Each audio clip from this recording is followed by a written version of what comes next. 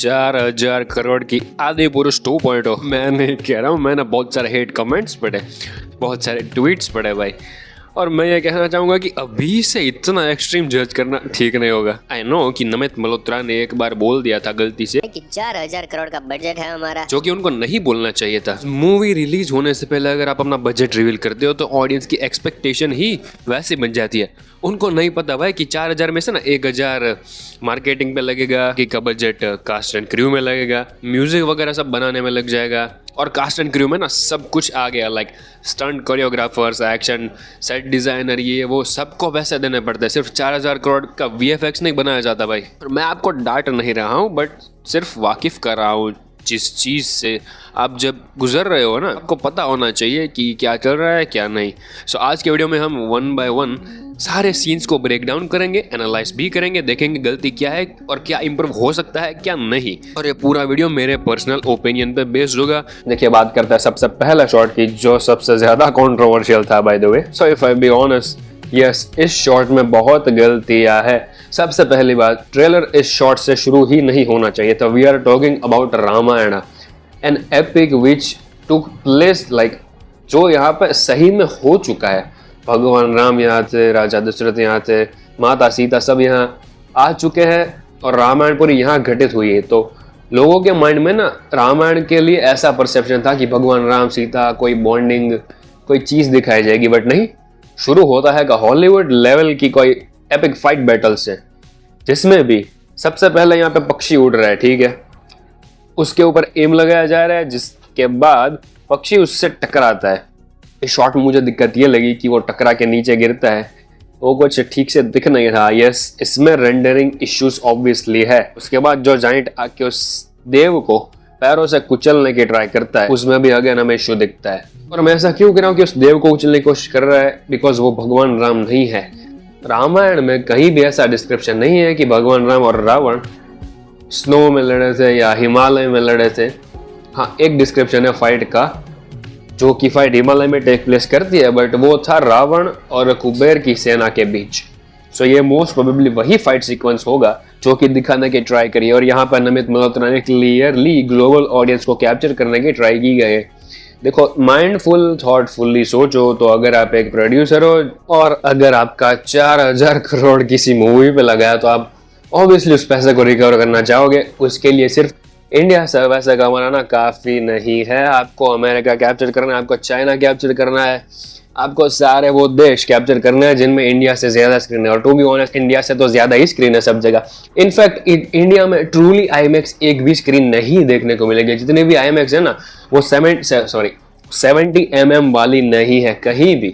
तो हाँ, ऑब्वियसली मुझे पर्सनली बहुत बुरा लगा कि ये एक हॉलीवुड मूवी की तरह प्रेजेंट कर रहे हैं हमारे रामायण को, बट अभी क्या कर सकते हैं। अगर मुझे पैसे रिकवर करने होते तो मैं भी ऐसा ही करता। तो चलो, उस पॉइंट को हम लेट गो कर सकते हैं। और इसी एक शॉट की वजह से हॉलीवुड वाले इंप्रेस हो गए। हाँ, आई नो रेंडरिंग में बहुत दिक्कत है, बट अभी पोस्ट प्रोडक्शन में 6 महीने बाकी है। इतना क्रिटिसिज्म देखने के बाद ये लोग थोड़ा बहुत तो इम्प्रूवमेंट कर ही लेंगे, जो कि आई कैची ना हो। तो यह समय इंप्रूवमेंट जरूर से देखने को मिल जाएगी, आप बिल्कुल भी टेंशन ना लीजिए, ठीक है। अब बढ़ते हैं अगले शॉट की तरफ। देखो, उसके बाद आता है ये भगवान राम वाला शॉट, और यहाँ पे मैं बहुत तारीफ करना चाहूंगा नीतीश तिवारी की। भाई, इतनी क्रिएटिव लाइटिंग उन्होंने रखी है कि ये एक बोल्ड चॉइस साबित हो सकती थी। कुछ लोगों को ये पसंद आती, कुछ को नहीं, बट मोस्टली जनता को ये पसंद आया है। सब लोग कह रहे हैं कि ये एक वॉलपेपर मटीरियल है। सो क्रिएटिव रखना, येट आई प्लीजिंग रखना एक टैलेंट होता है, हुनर होता है, जो कि नीतीश तिवारी में भर भर के ऐसा साबित हो रहा है। बिकॉज ये फ्रेम बहुत ही कड़क है भाई, लिटरली आप इसको वॉलपेपर रख सकते हो। शॉट से मुझे कोई शिकायत नहीं है। तो अब बात करें इसके ब्रेकडाउन की। जैसे पिछला हमने ब्रेकडाउन किया कि रावण और देवों की सेना के बीच जो एक एपिक बैटल सीक्वेंस होगा, जो कि ऑब्वियसली मूवी की स्टार्टिंग में ही दिखाया जाएगा, वो साबित करने के लिए कि रावण कितना बैड ऐसा है, उन्होंने देवों को ही हरा दिया था। वैसे अगर हम इस सीन को ब्रेक डाउन करें, ये मोस्ट प्रोबेबली भगवान राम का इंट्रोडक्शन वाला सीन हो सकता है कि देखो, राम की एंट्री होने वाली है और ये है हमारा हीरो। मोस्ट प्रोबेबली ये जब ऋषि वशिष्ठ से ज्ञान लेके आएंगे आश्रम से, उसके बाद अपने टीनेज ईयर कंप्लीट करने के बाद जो अपनी युवा अवस्था में होंगे, तब एक नए फेस के साथ यानी रणबीर कपूर के चेहरे के साथ उनका इंट्रोडक्शन कराया जाएगा। उसमें ये सीन कहीं टेक प्लेस करेगा। नेक्स्ट जो शॉट है अयोध्या वाला शॉट की रणबीर कपूर ऐसे चलते हुए जा रहा है, वो भी मोस्ट प्रोबेबली वही सीन होगा जब रणबीर का इंट्रोडक्शन चल रहा है और उसका बैक शॉट लिया गया, वो चलते हुए जा रहा है। अब दिक्कत यहाँ ये है कि लोग इसको भी एआई बोल रहे हैं भाई। आपको ये एआई कहाँ से लग रहा है मेरे भाई? लोगों की आंखों में उतना डिवोशन नहीं दिख रहा, बिकॉज ये लोगों की गलती है, उनको अच्छे तरीके से एक्टिंग करनी नहीं है। जो पूरा क्रू, जो ग्रुप था, जो रणबीर के आजू बाजू खड़ा कर दिया, उन लोगों ने ढंग से एक्सप्रेशन नहीं दिया, तो इसमें उनकी गलती है। इसका मतलब ये नहीं हो जाता कि ये एआई जनरेटेड है। आपके लिए एक बहुत ही चिंता हो रही है मुझे कि भाई आप प्लीज इंस्टाग्राम रील्स या AI generated content in short से दूर रहो, बिकॉज एआई जनरेटेड कंटेंट देख देख के आपका दिमाग इतना डिसेंसिटाइज हो चुका है ना कि आपको रियल चीज भी फेक लगती है, एआई जनरेटेड लगती है। बिकॉज इसमें आपकी भी गलती नहीं है। आजकल के टाइम पे एआई इतना मॉडर्न हो चुका है, इतना मॉडर्न हो चुका है कि लोग उस अल्ट्रा रियलिस्टिक पर रियल चीज जो कि एआई जनरेटेड है उसको देख देख के अपने ब्रेन में ऐसा एक डोपामिन का स्तर साबित कर दिया है उस लेवल पे कि अब उनको रियल चीज भी एआई लगती है और एआई चीज भी रियल लगती है। तो असली नकली के बीच का फर्क पहचानना बहुत ही मुश्किल हो चुका है, थैंक्स टू एआई ब्रो। कुछ ऐसा और शॉर्ट्स है जिसको भी लोग एआई बोल रहे हैं, जिसमें हम आगे बात करेंगे। फिलहाल ये शॉर्ट की मैं बात करूं तो ये कहीं से भी एआई जनरेटेड नहीं है भाई, ये रियल शूट किया गया है। और ये भी मोस्ट प्रोबेबली रणबीर कपूर के इंट्रोडक्शन वाला ही सीन होगा कि जब सेटअप कर रहे हैं कि हीरो कौन है भगवान राम, तो उसको ऐसे तरीके से इंट्रोड्यूस किया जाएगा। उसके बाद ये शॉट जो कि मुझे पर्सनली खुद प्रॉब्लम थी इससे, बाय द वे अगर आपने मेरा रिएक्शन देखा हो तो आपको पता लगेगा कि मैंने लास्ट में क्रिटिसाइज किया था। हाँ, मैंने तारीफ भी की थी, बट जो पार्ट क्रिटिसिज्म डिजर्व करता है मैं उसको क्रिटिसाइज भी किया था। कहा था कि ये जो दानव है वो किसी एंगल से उस दानव जैसा नहीं लग रहा जो हम इमेजिन कर रहे हैं रामायण पढ़ते वक्त। सीजीआई जनरेटेड लग रहा है ऑब्वियसली, लाइक हम देख के पहचान लेते हैं कैसे प्लैनेट ऑफ द एप्स या अवतार में हम मजबूर हो जाते हैं सोचने पे कि नहीं भाई ये रियल होगा, हो सकता है 99% होगा, लेकिन इसमें वो वाली फील नहीं आ रही। सो हाँ, एक इसमें गलती मुझे पर्सनली भी लगी। जैसा मैंने कहा कि अभी मूवी पूरी तरीके से कंप्लीट नहीं हुई है भाई, अभी पोस्ट प्रोडक्शन चालू है, तो वो इसको एंड आते आते सुधार लेंगे, आप टेंशन मत लीजिए। अब बात करते हैं कि ये सीन कौन से बैटल सीक्वेंस में टेक प्लेस करेगा।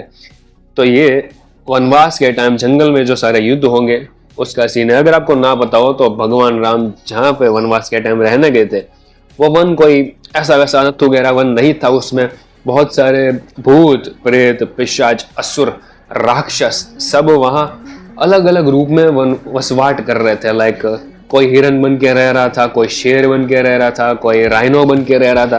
तो बहुत सारे राक्षस वगैरह उस वन में थे जिसको खत्म करने का काम भगवान राम ने किया था। और उनमें से बहुत सारे फेमस दैत्यों को तो आई गेस आपने नाम भी सुना होगा कि खर, दूषण, मारीच वगैरह वगैरह। लेकिन प्रॉब्लम यहाँ अगेन मुझे भी फील हुई, जैसा मैंने कहा सीजीआई की, उसके साथ मूवमेंट की जो वायर वर्क है वो इसमें इतना लाइक पॉलिश्ड लग रहा है कि कोई बिलीव भी नहीं करेगा कि ये मूवी है।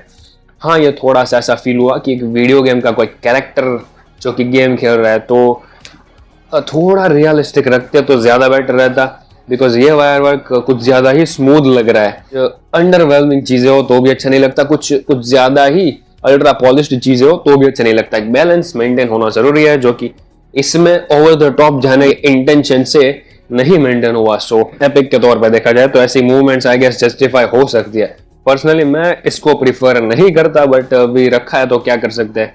एंड आई डोंट थिंक कि ये मिस्टेक अभी फिक्स हो सकती है। देखो, पॉलिशिंग का काम, वीएफएक्स का काम पोस्ट प्रोडक्शन में हो सकता है, लेकिन ये कैप्चर ही ऐसा किया गया, इसको शूट ही ऐसे वे में किया गया है कि अब इसको आई डोंट थिंक कि कोई और चीज फिक्स कर सकते। तो we have to accept it as it is. इस चीज से मैं थोड़ा डिसअपॉइंटेड हूँ। आगे का सीन देखते हैं। आगे आता है टेक्स्ट और हीरो, उसके बाद आता है भगवान राम का पिनाक उठाने वाला सीता जी के स्वयंवर वाला सीन। हाँ, तो कुछ लोगों को इससे भी दिक्कत थी कि बीच में इतना टेक्स्ट क्यों डाल रहे हो, वो एक रिदम ही ब्रेक हो जा रही है। सो यस, अब ट्रू हो भाई, रिदम ब्रेक हो रही थी, मुझे भी पर्सनली ऐसा फील हुआ। बट ऐसा सेट किए ग्लोबल ऑडियंस के लिए, हमको A to Z इस कहानी का सब कुछ पता है कि स्टार्टिंग में क्या होगा, एंड में क्या होगा। लेकिन अमेरिका, चाइना, रशिया, यूके वगैरह सब, उनको सब कुछ नहीं पता, इस कहानी का कोर एसेंस नहीं पता, इन डिटेल नहीं पता। तो उनके लिए ये सारे टेक्स्ट जरूरी थे कि ये कौन है, क्या हुआ था, कैसे ये आए, सब कुछ। सो टेक्स्ट ऑब्वियसली जरूरी था। नमित मल्होत्रा ने एज आई सेड कितनी बार कहा हुआ है कि ये पूरे वर्ल्ड के लिए बना है, सिर्फ इंडिया के लिए नहीं बना है। अब बात करें उस पिनाक वाले शॉट की, तो भाई शिव धनुष उठाने वाले सीन से ना तो मुझे कोई दिक्कत है ना ही किसी और को होगी, ठीक है। और यहाँ पे लाइटिंग अगेन बहुत ही मस्त है, पीछे से सनसेट हो रहा है, आगे राम भगवान पिनाक धनुष को उठा रहे हैं और देखना जहां जहां राम है वहां वहां लाइटिंग बहुत ही पॉजिटिवली दिखाई गई है, सिर्फ एक शॉट को छोड़ के, वो भी हम आगे डिस्कस करेंगे। वही सीन होगा जहां पे राम ने धनुष उठा लिया था। उसके बाद ये सीन, यस, इससे भी लोगों को दिक्कत हो रही थी भाई, ये मुझे समझ नहीं आ रहा कि इससे क्या प्रॉब्लम है। लाइक इतना मस्त सीन है ये। हाँ, जो वाटर है, जो पानी है, वो थोड़ा आउट ऑफ प्लेस फील होता है लाइटिंग के पर्सपेक्टिव से, कि सनलाइट उधर से आ रही है तो वाटरफॉल में थोड़ा सा हल्का हल्का रिफ्लेक्शन दिखाना चाहिए, बट ये थोड़ा सा अजीब लग रहा है, काइंड ऑफ वियर्ड लग रहा है, बिकॉज ये ऑब्वियसली सीजीआई से क्रिएट किया गया है। ये चीज थैंकफुली फिक्स हो सकती है पोस्ट प्रोडक्शन में भाई, सो ये तो वो लोग फिक्स कर लेंगे। और क्या दिक्कत है इसमें, लाइक पेड़ पौधे, ये जमीन, पहाड़, ये तो मुझे परफेक्ट लग रहा है, ठीक है। आप लोगों को लाइटिंग और लगेगी, बट मैं बता रहा हूं भाई कि रामायण की कहानी आजकल की नहीं है, 400-500 साल पहले की नहीं है, वो है त्रेता युग की। और त्रेता युग कब था भाई? आज से 4-5-4 हजार पहले। लाखों लाखों वर्ष बीत गए, उसके बाद जाके कलयुग आया है। देखो यहाँ पे मैं थोड़ा स्पिरिचुअल ज्ञान देने की कोशिश करूंगा। हिंदुइज्म में डिस्क्रिप्शन दिया गया है कि 4 युग होते हैं, सतयुग, त्रेता युग, द्वापर युग, कलयुग। तो जो युग था वो था 17,28,000 साल। हाँ भाई, 17 लाख साल का, ठीक है। उसके बाद आता है त्रेता युग, यानी ये जो भगवान राम का युग था ना, वो वाला, वो था 12,96,000 सालों का एक युग। यस, 12 लाख साल का एक युग था जिसको त्रेता युग कहा गया। वो कंप्लीट होने के बाद, यानी राम भगवान के जाने के बाद आया था द्वापर युग, जो था 8,64,000 साल का। हाँ भाई, रामायण खत्म होने के बाद भी 8.5 लाख साल बीत गए। उसके बाद कलयुग आया था, जो कि कलयुग की शुरुआत ही थी। कलयुग शुरू हुए भी भाई 5,000 साल बीत चुके हैं। और अभी के टाइम पे air pollution, ozone layer damage हो जाना, उसके बाद वाटर पॉल्यूशन, ये सारी इतनी चीजें, इतने फैक्टर है ना कि सब डल लगता है। आजकल सबकी कलर चॉइसेस भी वैसी है और कलर्स भी डल लगते हैं। इसमें ऑब्वियसली ह्यूमंस की ही गलती है जो भी हुआ, लेकिन उस टॉपिक पे नहीं जाएंगे, हम फिल्मी टॉपिक पे ही बात करेंगे।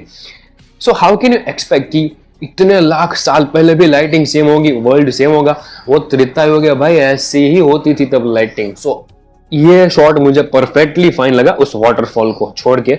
बाकी किसी चीज में मुझे कोई इश्यू नहीं लगा, आपको भी नहीं होना चाहिए भाई। उसके बाद आता है अयोध्या वाला सीक्वेंस, जहाँ पे भरी सभा में भगवान राम को बुलाया जाएगा, यानी वो अपने पिताजी से एक आखिरी बार मिलने आएंगे। ये वही सीन है कि डिक्लेयर कर दिया गया है कि राम तुम्हें वनवास जाना पड़ेगा, और भगवान राम राजी भी हो जाएंगे। वह वस्त्र धारण करने के बाद जब वो आखिरी बार अपने पिताजी से मिलने आएंगे, तब ये वाला सीन आएगा। अगर इसमें मुझे लाइटिंग में कोई इतना सा भी इशू नहीं लग रहा, ना तो कोई CGI VFX में इशू लग रहा है भाई, ये भी अच्छा है, परफेक्ट है। अब आता है दूसरा वाला सीन, जो कि नाइट का शॉट है, और भाई ये इतना रिच है दिखने में, इतना मस्त है कि लोग इसको कैसे क्रिटिसाइज कर सकते हैं। लाइटिंग सिर्फ वही है जहां नितेश तिवारी चाहते हैं कि लोगों का ध्यान जाए। यह सीता मैया, भगवान श्री राम और श्री लक्ष्मण के ऊपर, बिकॉज वो अयोध्या छोड़ के जा रहे, अयोध्या वासी उनसे इतना प्यार करते हैं, जो कि हमें राम के इंट्रोडक्शन वाले शॉट में दिखाया गया था कि सब उन पे फूल बरसा रहे थे।